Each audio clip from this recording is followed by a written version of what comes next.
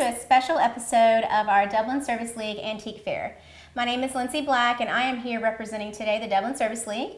And I'm here with Pam Green. Y'all know me. Yes, we're very excited to have Pam Green on the show today.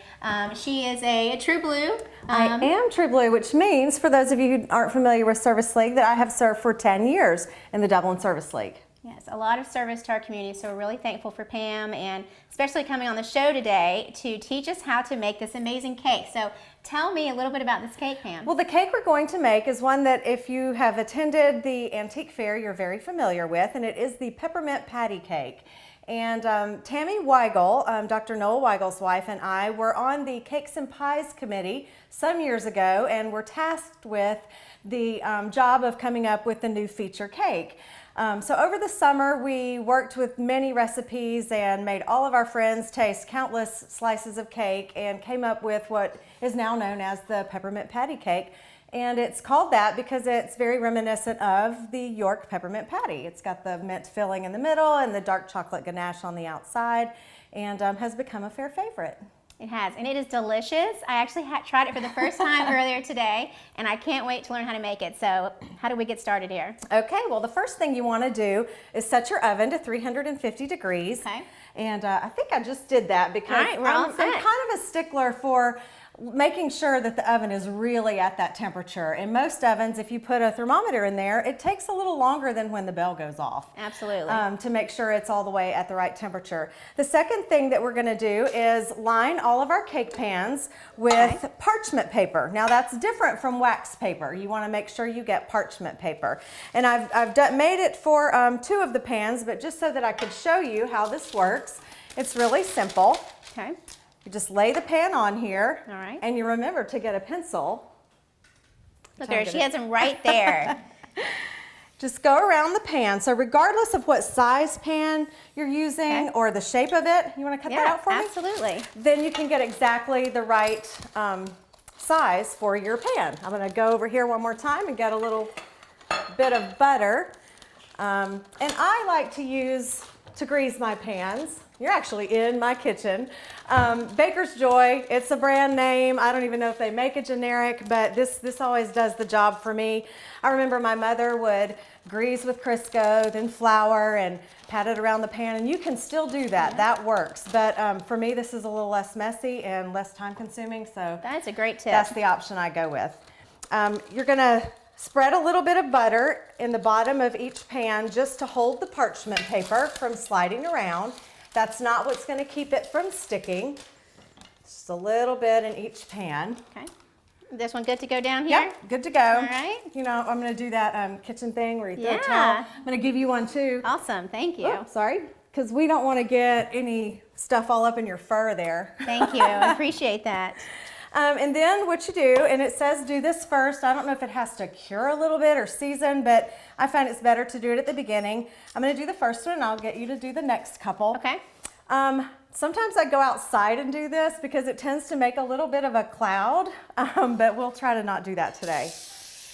And you just line your pan all the way around, being careful to try not to spray it all over the room. Okay. And when you finish, that's what it looks like. All right. All right. I remember growing up having this, and my dad cooked in our family, and I would spray, I mean, it would just be everywhere. So now I'm all very careful, you know. And it's kind of slicky if you get it on a tile or a hardwood floor. If you actually get it on that floor, it can be kind of slick. All right, well, we're at the part where you start actually mixing the cake, and you're going to take a whole box, which is, how many? 16 ounces of brown sugar. And put it in your mixer, along with a stick, which is a ½ a cup of butter. All right. And the measurements are really pretty easy. Now you can buy the bags of brown sugar and just scoop out the part you need, but sometimes if I'm baking a lot, it's just easier to buy the box. That's so easy. You just dump that whole box in there. Right. So easy. All good. All right, well, we're gonna get this mixing.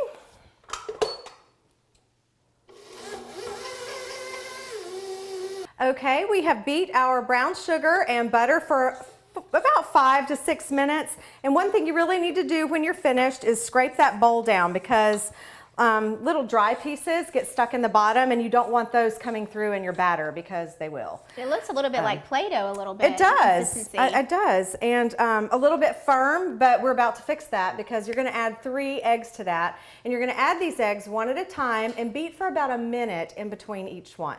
All right, I'm going to do that right now. Sorry. We'll just let that go for a minute. Yeah, we're gonna do one at a time. That's okay. Or 2 at a time. Or 2 at a time. I told Pam, I said, I don't think I've baked a cake in like 10 years, so I'm learning as well. You know, that's a great thing because if you mess up on the recipe, it's very forgiving. We didn't just ruin the cake it's made by for adding. people like me. Yeah, we didn't ruin the cake by adding 2 eggs at one time. What I've read, I've not been to culinary school. What I've read though is that when you're mixing fats, it just takes a little bit longer for them to really get mixed into the batter. So you have to give them a minute. That's interesting, yeah. So make sure it one at a time and then beat how much in between? A minute in between. One. So 1 egg, a minute in between. And if you mess up like me, don't worry, just stop. It's all good. And it's forgiving, so. We have finished beating our eggs, a minute between each one. The next step is to melt your chocolate. Now, I've already measured it out. This recipe calls for 18 ounces of chocolate or 3 cups.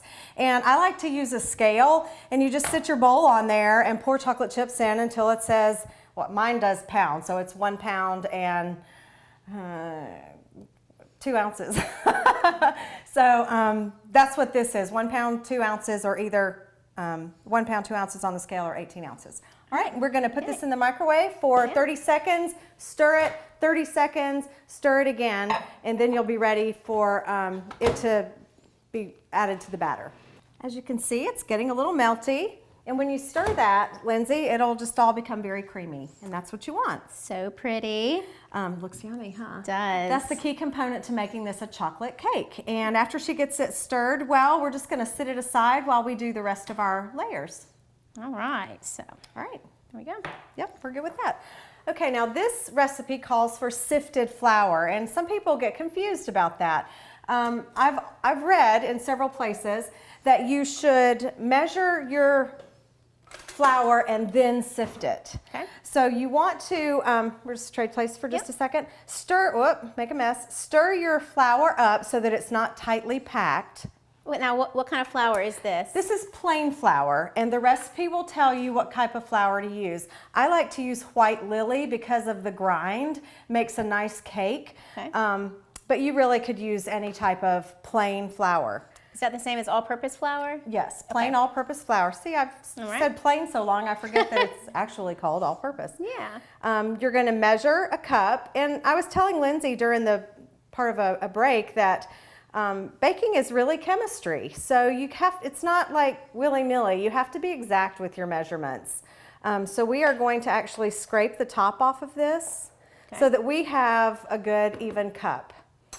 And then to sift it, people have all kinds of sifters, whatever you have on hand or whatever's convenient for you. That's a great way to sift. I just put mine in a little sieve here and kind of beat it against my hand, and it sifts away.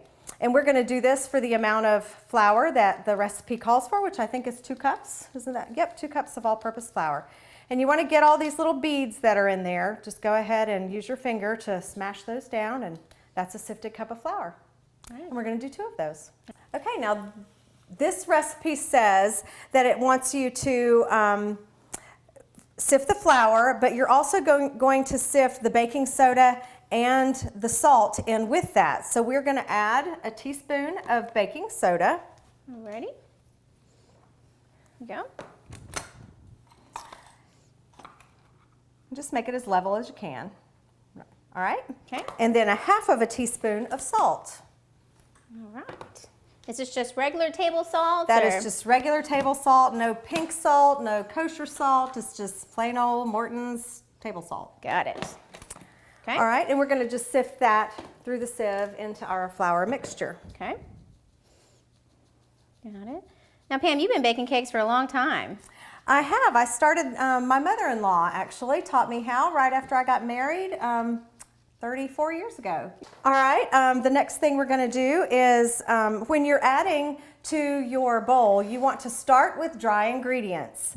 And so you're going to add some of your dry, and then our liquid is not milk in this cake, it's sour cream. So we're going to add some dry ingredients, then some sour cream, dry ingredients, the rest of the sour cream, and we're going to end with dry ingredients. And so that's the way you want to mix your cake. But before we get started doing that, it's time to add our chocolate. Okay. Lindsay, you want to add the chocolate? Sure. All at once or spoon it in? Yeah, just spoon it in the side here. Okay. You might need to get, I don't know if you're right-handed, however it's easier for you to stand there. There you go. There's no trick to that, you just add it to the batter. Smells divine. Now this, you said this is milk chocolate, right? Yes, these are milk chocolate morsels. I have used the dark chocolate and it tastes good too. If you are a big dark chocolate fan, just try that. Yeah, dark chocolate's supposed to be a little healthier for you, right? Yes, anything same you can proportions. Anything to make it healthier. Anything to of course, make it when healthier. you add the powdered sugar and all that, who knows? Yeah. Balance, right? Just get as much of that as you can out of the bowl. If a few morsels seem to be left, it's not going to ruin the recipe. Okay. I think I just about got it. What do you think? We're going to let that mix, and then we're going to start with our dry ingredient, wet ingredient combination. Wonderful.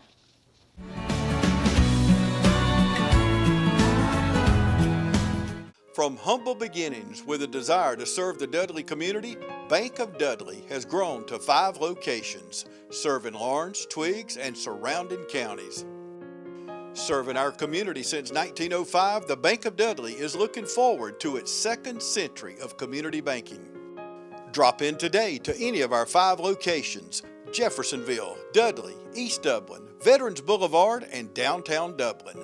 Bank of Dudley, member FDIC, and an equal housing lender. Jeff Shepard here at Roach Farm and Garden. Deer season is here. Come to see us at Roach Farm and Garden. We got all your deer hunt necessities. We carry 5-way, 3-way, Harvest Advantage, iron clay peas, wheats and oats, daikon radishes, a bruiser rye, and big boss rye, buck forage, and annual rye. We will make your food plots look right. We have all your supplies of deer feed, 17 and 24% protein, QDM and 4S. We even carry 4S draw in the blocking bags. And when you get that deer, we've got something to cook him with, from grills to griddles to your deep fryers. You want clothes? We got a full line of Georgia boot, Rocky boot, and all the Carhartt that you could need. And for your pelletized grill, we have any flavor you need. We have ladder stands by Millennium and Amerstep, replacement seats, protein blocks, salt blocks, and attractants, and a full line of coolers. And don't forget to pick your supply up of Voodoo while you're in there. It's at the counter. Don't forget, everything you need for deer season is right here at Roach Farm and Garden. 2 locations, Wrightsville and Dublin. All right, now this recipe says you want to let the beater run just until the chocolate is mixed. So after we've done that, we're going to scrape our bowl again because we don't want any pockets of chocolate down in the bottom that aren't mixed with the sugar and brown sugar and eggs. So after we do that, we'll let the beater run just a couple more turns, and then we'll be ready for the rest of the ingredients. So the next part, if you want to start. Okay, so now put this in, put the sour cream in there. We're going to start and end with dry ingredients. Okay. So spoon a few tablespoons of the flour mixture in there. So we've got our flour mixture ready to go, mixed in with our baking powder and our salt, Correct. right? Okay, just a few or all of it? About a third. Okay. How is that? That's perfect. All right. And then we want to be sure to turn this on low or it's going to go poof and go all over your kitchen. Which I have done that before too. Then we're going to add a little bit of sour cream. Let me get another spatula. Just maybe half of the sour cream. Half of the sour cream, okay.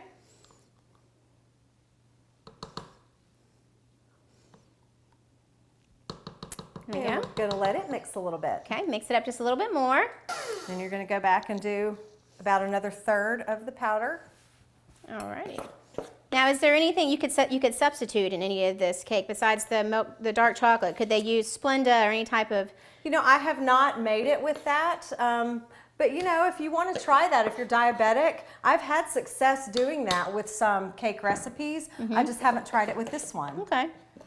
All right. Because like the Truvia has a blend of Truvia and sugar, which reduces the amount of sugar. If you were trying to go completely sugar-free, again, you just have to give it a try and Give it see a what try. happens. Absolutely. Kind of just test it out. Okay, so mix this up right here. There we go. This is a thick batter. Yeah, I think a hand mixer would struggle. It would struggle, absolutely. All right, how's that look? Good. All right. And then we're going to add the rest of the sour cream. All right, rest of the sour cream here. I'm going to be getting a cup of water to heat in the microwave. You just want to stir it till it pretty much gets mixed. We're going to add the final part of the flour. All right. And then we're going to mix that until it looks fully mixed. And then we're going to scrape our bowl one more time and mix a few more turns. And then the next thing we'll do is add some hot water to this batter. And that's the hot water and the vanilla are the last two steps. And you know, a lot of you I know are going to be coming to the Antique Fair this coming Tuesday and Wednesday. And we're going to talk a little bit about that on our break between icing the cake. And so, but this cake, along with a lot of other cakes, are going to be for sale there that you can purchase. And we're going to talk a little bit about that in just a few minutes. But I know a lot of people work really hard to make these delicious cakes, and they're all homemade, and it's just amazing how throughout the years the league has been able to really pull this together with the tea room. And I mean, I know you know a lot about tea room and different cakes that are there. Is there like do you have a favorite cake that you love to go to every year? You know, I make a lot of cakes, but I actually like the cheesecakes. Yeah. The tuxedo cheesecake is one of my favorites. It's just simple Oreo crust with a white chocolate filling, and then an icing on top. I have even done a little twist on that and done raspberry instead of the icing on that top. sounds And really so good. you can tweak these recipes, you know, to have some of the ingredients in them that you like too sometimes. Why don't we scrape our bowl? Oh, there we go. I tried the caramel cake last year. It was so good. I always love trying different people's renditions of a caramel cake. And There are so many too. There are. Service League does it right. All right. What's your favorite? I love the caramel cake. Last year I tried that cinnamon roll cake. Yes, I forgot that what was the feature, I think, The feature last year. Oh, Cinnamon roll cheesecake. So good. It reminded me of Christmas morning. So, all right, here we go. The next thing we're going to do is add some hot water, and there should be some in the microwave. All righty. And how long did you heat this water up I just for? heated it for a minute. For a minute. Okay. And I'm going to turn this on low, and we're going to just pour it in slowly. Slowly. Am I going good, too fast? Is that good? Nope, I think that's good. All right. So what does the water do to it? What's the? It just thins the batter a little bit. Okay. It was a pretty thick batter for you to just be putting straight in the pans. Gotcha. Go ahead. All right. Yeah, a little bit more. We just didn't want it to slosh out. Okay. There you go. Man, that really does make a difference. And we'll let that mix until it's completely mixed, and then we're going to add, I think it's a teaspoon of vanilla. Yep, 2 teaspoons of vanilla, and be sure to buy vanilla extract, not vanilla flavoring. You really can tell a difference in the two. Can you get that here at Kroger? You can. Okay. And you're going to be a little bit surprised at how expensive it is. Vanilla extract is probably 3 or 4 times as expensive as the flavoring. Alrighty. So. And you said what? 2 teaspoons or 1? 2 teaspoons. Okay. Right now? Yep. Go ahead. All right. Here we go.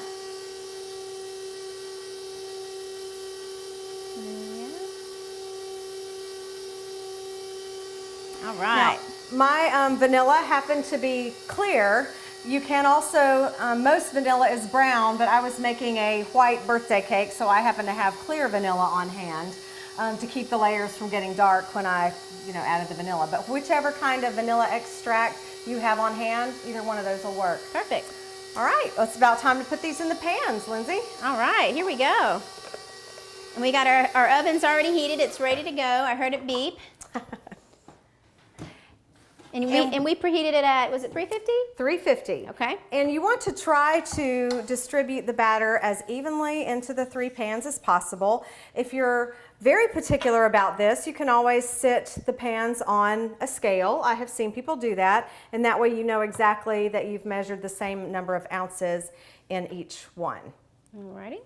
All right, you can use that and go ahead and All right, here we go. So take it out of this thing, right? Yep. And you're just gonna tell me when? It's a guessing process. A guessing process, all right. All right, so let's go to the next pan. Okay. And the batter really has changed. It's a lot thinner. Then the next one. Okay. Now go ahead and scrape your bowl down because there's a lot that clings to the side and you want to get all that yummy batter into your pans. And just do the same thing over and over until they look like they're about equal. Let me start back here one more time. Okay. Yeah, it's just like a little more here. A little more here. Yeah. All right. And the way I gauge that is you just kind of look at how far up the side the batter goes and are they all equal. If they look pretty equal, then you've gauged it about right. Like I said, there's some people out there that this guessing process would drive them crazy. So you are the folks that you need to sit it on a scale and just make sure that you get exactly the same amount. Yeah. All right. All righty. And then we are going to take these and put them in the oven. And you can set all 3 of them in at the same time, right? If your oven allows for that, yes. Okay. And the rack in the middle rack, or? Yes, center of the oven. Okay. Is where you put that. And it says cook for 30 minutes.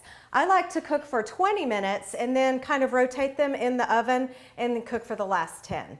So we're going to do that, and we'll be right back in a minute with some icing and some questions about the antique fair. All right, yeah, we're going to have Melissa Brantley with us. She's the president of the Dublin Service League, talking about the antique fair and answering all your questions. We'll be right back. Is your internet slowing your business down? If so, call the City of Dublin for our fiber optic based internet, 478-296-1008.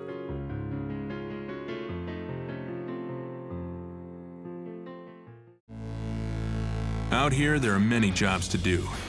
You need the kind of power, versatility, and comfortable handling that comes with your territory. You need the tractor built to pull all that weight. The Kubota L Series is what you need out here.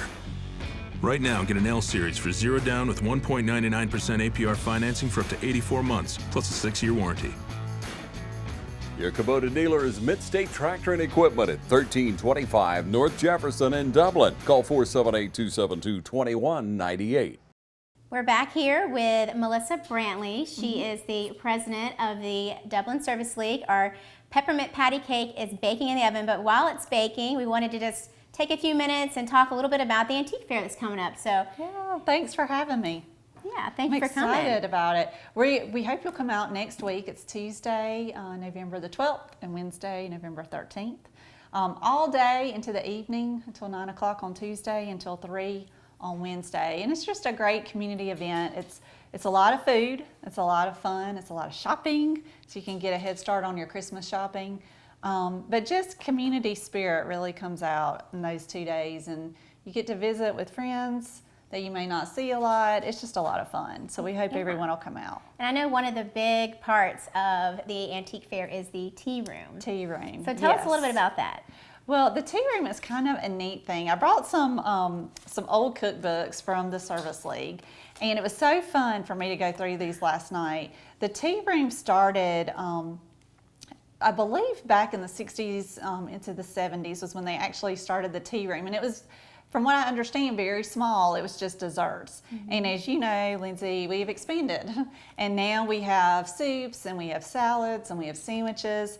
But I think the most famous thing in the tea room is the desserts. Mm-hmm. And I was looking back at some of the old cookbooks from the 70s and 80s, and it just has some of our tried and true cake recipes in it. And it's so fun to look back at those and see the ladies that were prominent in the Service League that added their special touch to these recipes. And a lot of the recipes or the cookbooks were handwritten. Mm-hmm. And that's just special to me. I tend to be a little nostalgic and things like that. And I think that's so special that these were handwritten by a lot of really great ladies who love this community. I mean, look at this. I know a lot of you watching probably still have these cookbooks. Yes, it's amazing how many kitchens probably have these cookbooks from the 70s. And it's written. Handwritten. I'm sure all many of of you these have were. these. Yes. And so if somebody wants to come to the antique fair, do they need to buy a ticket to go to the tea room? Yeah, so you can find a member. There's 60 of us, so it shouldn't be hard to find. And the tickets are $6 in advance. They're $7 at the door, so you can actually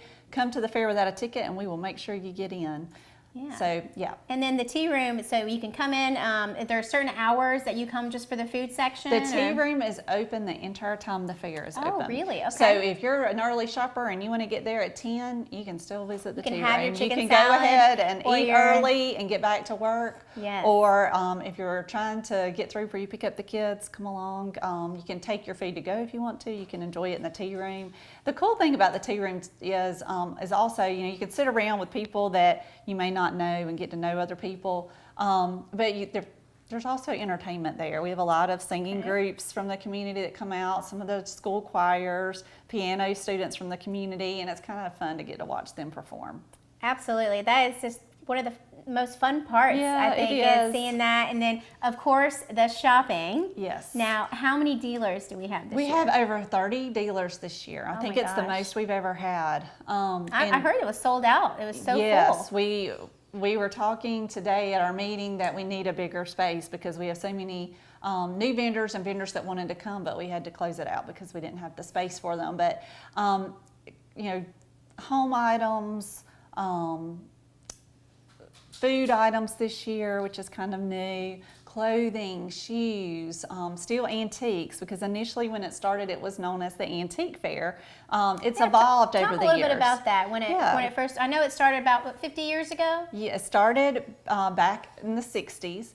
And initially it started as an antique fair. So they were bringing antique dealers so that people could purchase antique jewelry or antique items for their homes. But over the years it's just evolved, and now we have modern items, but we also have the antiques still.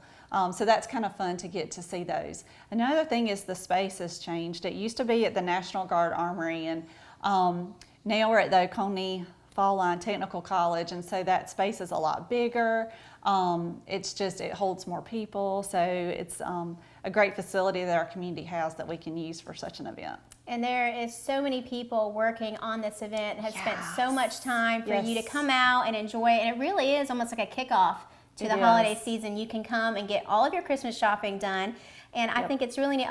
A lot, if not all of our vendors are small businesses. They are. And a lot of them are local businesses, or at least from feeder communities that feed into this area. So they're local people, and like you said, small businesses that we want to support. So please come out and support those businesses, support our mission, because 100% of the money that we make on the fair goes back to support high school students and their endeavors to educate themselves in college. And so last year we were able to award $30,000 in college scholarships, which is the most we've ever awarded. And that helps educate people in our community. So you are, by coming to the Antique Fair, you're supporting your community. That's fantastic. And I'm sure that, the impact that has back on the community of supporting students to go to college and have education and coming back to Dublin to work, and it really is a great cause. And talk about some other things that the Service League is involved in throughout the year. Sure. When the Service League started, it actually started in 1947. So it's an organization that's been around for a long time. And it was 12 ladies from this community who were actually in Cotillion at one time, and they had kind of moved on from Cotillion, and they still wanted to meet, and they said, we need to do some things in our community and give back. We have so much to give to our community. And we want to help people. And so that's what they did. And over the years, we've really taken it on the money that we raise. Like I said earlier, we give to students in the form of college scholarships. But we do a lot during the year, and you could probably attest to that. We play bingo with the elderly in our community. We help with reading initiatives in the school, Meals on Wheels. We do puppet shows for students to help them learn more about drug use and bullying and things like that. And so we do a lot of projects in the community, and that's really what we're about. We're about serving our community and giving back. I feel like I've been so blessed with great health and with the means to give back. And I think all of the ladies in the club would say that. And so it's just our little way of giving back to our community. Well, and we are so thankful for those 12 ladies that had that Yes. vision to try something new and give back. And then, again, all the retired True Blue members that have been in the Service League over the years, that they're still giving back. I know a lot of them are coming to help. Yes, when you next come week. into the fair, you will be greeted. We always have retired members who take up the tickets and greet the people coming in. And those are our True Blue members that serve 10 years, which is a long time to serve in a community organization like that.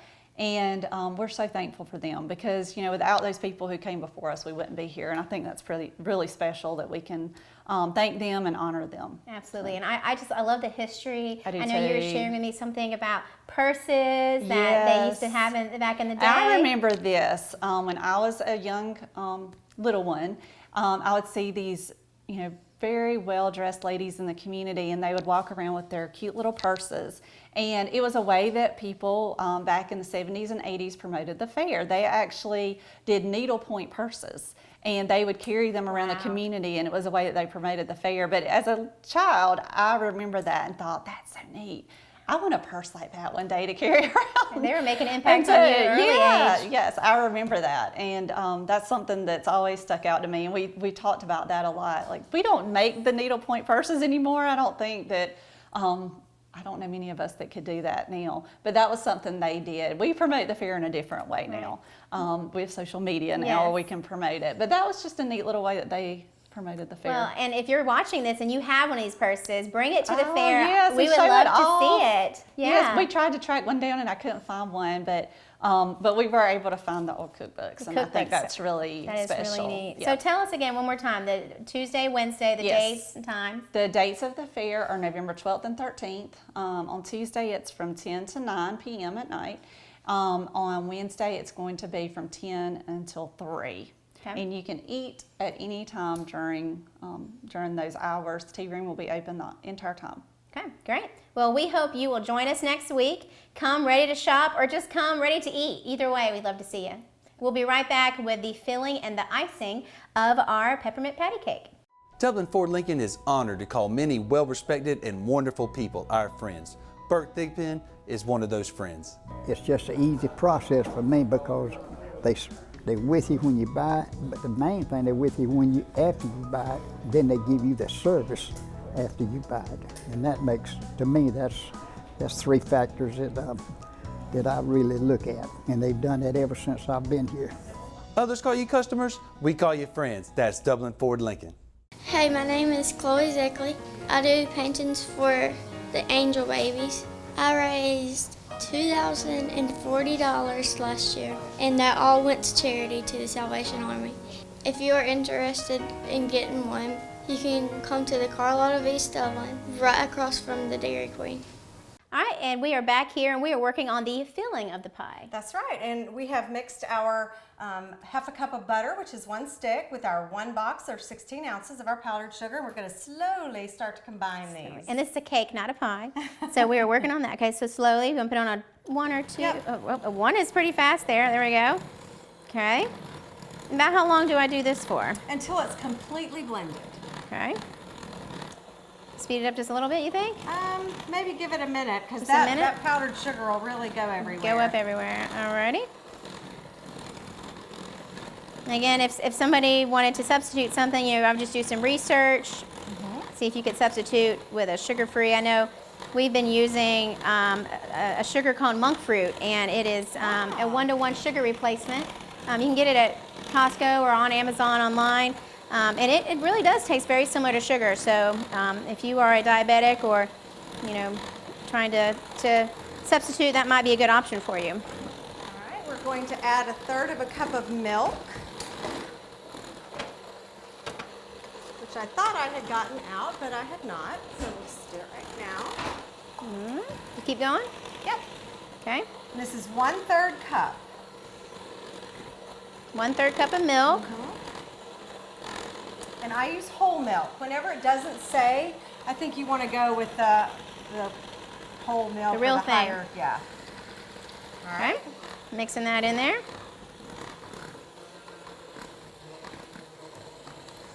See if we got maybe a little, Spatula? yeah, spatula to kind of get the sides in here. There you go. You do it? No, it's hard Got to it? cook with 2 people. I know. There we go. Perfect.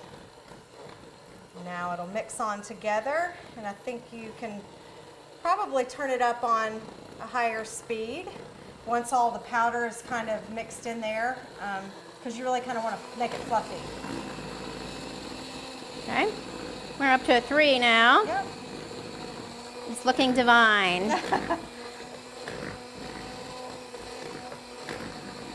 And I know Melissa said there's going to be several cakes at the antique fair this year.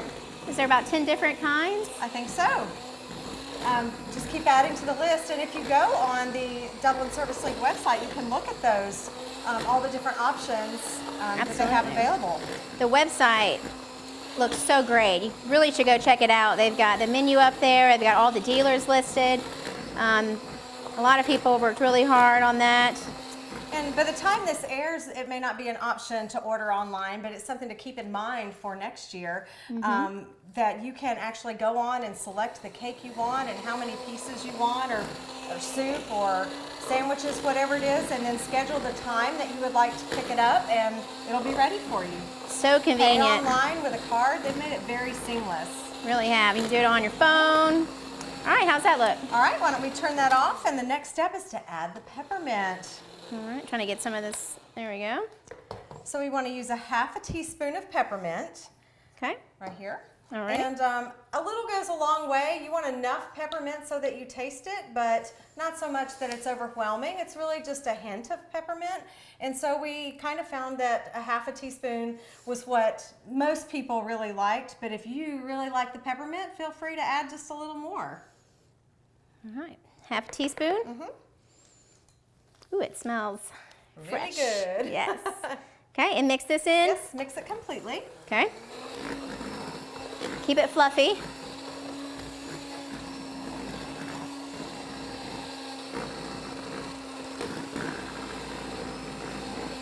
And you see Lindsay is kind of scraping the sides of the bowl as she mixes. And it's a great idea because you don't want little clumps of sugar or a big burst of peppermint in any particular area of the icing. You don't want to take a bite and it just be all peppermint. All right, that looks good. All right. You can turn that mixer off, and all right, that's good, it's off. And we'll just set that aside. And the next thing you do is you want to divide this mixture in half and put half on your first layer. Half, okay. The whole half. So you can kind of see it's very fluffy. It almost kind of looks like marshmallow. Marshmallowy. Okay, so half of it. Oh my goodness. All right, here we go. Half. Complete half. I mean, you want enough in there that you're going to taste it. Right. All right. Okay. And then just kind of smooth it to the edges of the cake.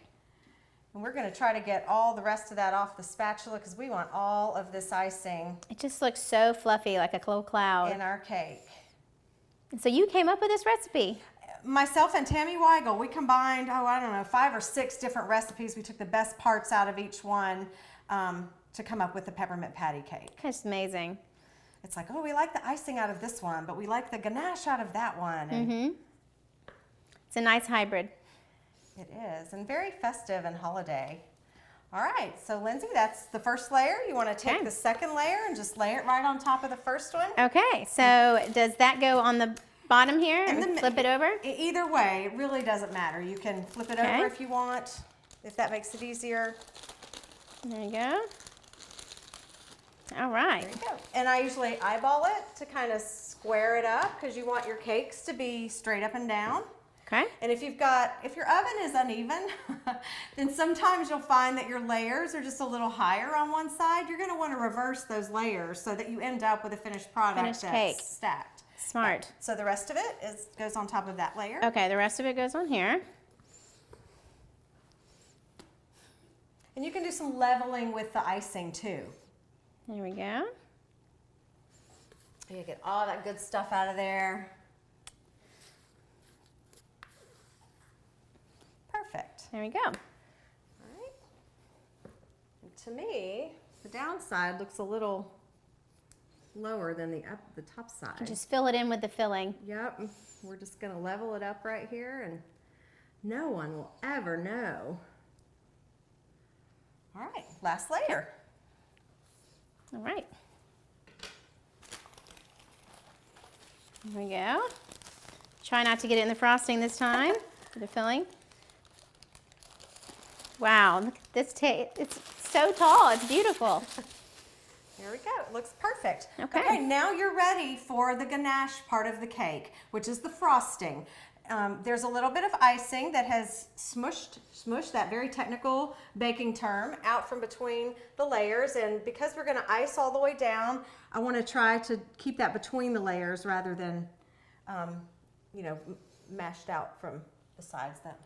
There's got to be a better word than mashed, but we're It's a southern term. I like it. Well, this looks great. So we've got the filling in, and what's next? We've got to ice it up. The icing, and what we're going to do for the icing is we're going to melt some more chocolate chips. Okay. So we want 3 cups of chocolate chips, Lindsay. All right, we have melted the chocolate just like we did in the first step that we put in the batter. So Lindsay, I'll have you put that in this bowl that we're going to use for mixing. Okay. Smells so good. And this is milk chocolate. I love these little spatulas you have here. Well, I bought them in a pack of like 4 or 5, and the smallness really helps with certain things. It is. They glide right through. There we go, because we want to get all that chocolate in there. The frosting, you know, there's 2 types of people who love the cake and love the frosting, and I'm a frosting gal. Well, into that, you're going to mix 4½ tablespoons of butter. Okay. And I have it already cut right there. Okay. It's a little more than half a stick. A half a stick would just be 4 tablespoons, so this is 4½ tablespoons, and that hot chocolate should just melt that butter right away.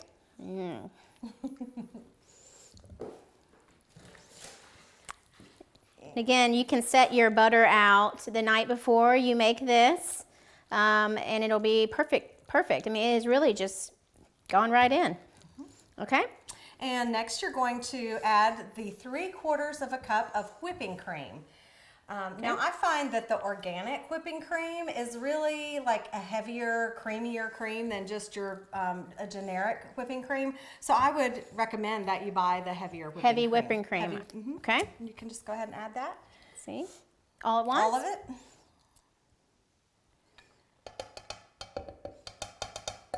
Okay. And you can leave that in there, but we're going to pop it in the microwave for about 30 more seconds. Okay. Make that warm. And then we're going to just mix it to combine.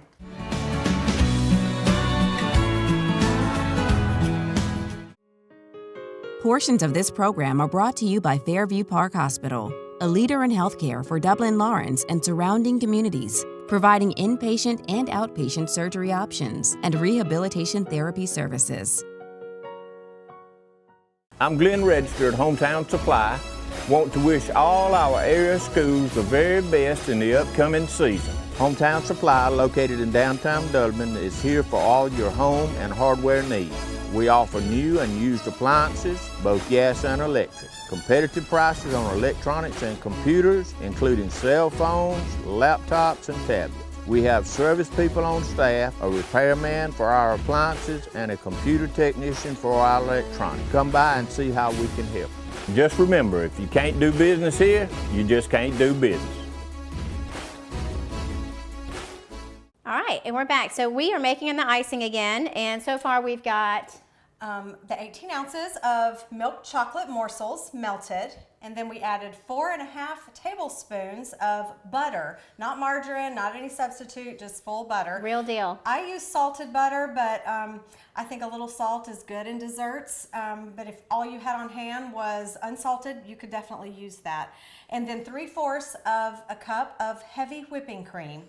And we are going to go ahead and add that in our mixture and get it all mixed up. And she actually heated this up for 30 seconds just to kind of make it a little easier to mix. Because the whipping cream was straight out of the refrigerator. There you go. All right. Yep, you don't want it on your on your clothes. There you go. So we're gonna whip this for about how long? Just until it gets completely mixed. Okay. And we're gonna scrape down the sides of the bowl. Now, have you ever made buttercream frosting? I have. So you got any tricks you can share on that? Well, I mean, the amount of time that you whip the ingredients is important. You want to make sure you get a good mix on buttercream. The fact that your ingredients should all be at room temperature is very important. Let's stop the mixer and scrape down the sides. Now what we're going to do with this icing, we're going to get it completely mixed, and then you have to wait until this comes to room temperature before you mix the icing completely. So a lot of times I will do this step first before I make my cake, and then by the time I have done all the other components, the filling and everything, it's ready to go. Yes. Okay. And this is called a ganache. It's a certain kind of icing that's kind of shiny when you put it on your cake. Okay. All right. So we're ready to go? One more time. Mix it one more time here.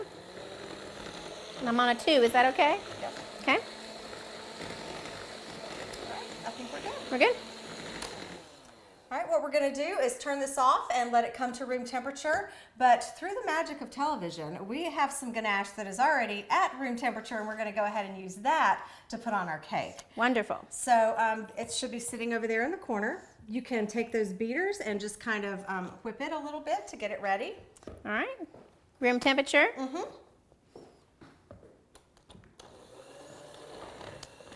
Very nice. Great consistency.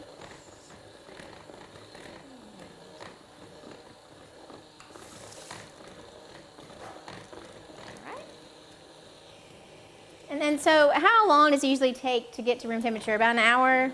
Yeah, I think so. I have been known, if I'm making this cake in the winter and it's cold outside, I'll put saran wrap over the top and just kind of stick it out on my porch. Or if you've got room in your refrigerator, you can stick it in there for a few minutes. But yeah, about an hour should bring it to room temperature. Okay, great. All right, I think it's ready to put on our cake. All right. And we are ready to ice here. All right. Come on, you go for it. Okay. Share with us some tips you have for icing cakes. Well, it really just takes some practice. So don't be afraid to just go for it at first. I usually dump a little bit on the top. Okay. And spread that out. And this gets a little bit harder after it sets up. So it's really a great spreading consistency. I go a little bit outside the top and let it kind of hang over. And then start going around the sides. You just get enough on your spatula that you can cover. So tell me the difference between the ganache and the buttercream. What are the differences as far as the consistency? It's really the ingredients and how you mix them. And again, I've not been to pastry school, so there may be more to it than I'm aware. But you know, it's the different ingredients and how you mix them makes the difference of the icing. It almost seems like this is more of a fudgy type of a frosting, or it dries a little more shiny maybe? Right, and that's why Tammy and I chose the ganache rather than just a regular chocolate icing, because we were trying to mimic the peppermint patty. And if you look at those, they have kind of a slick chocolate appearance to them.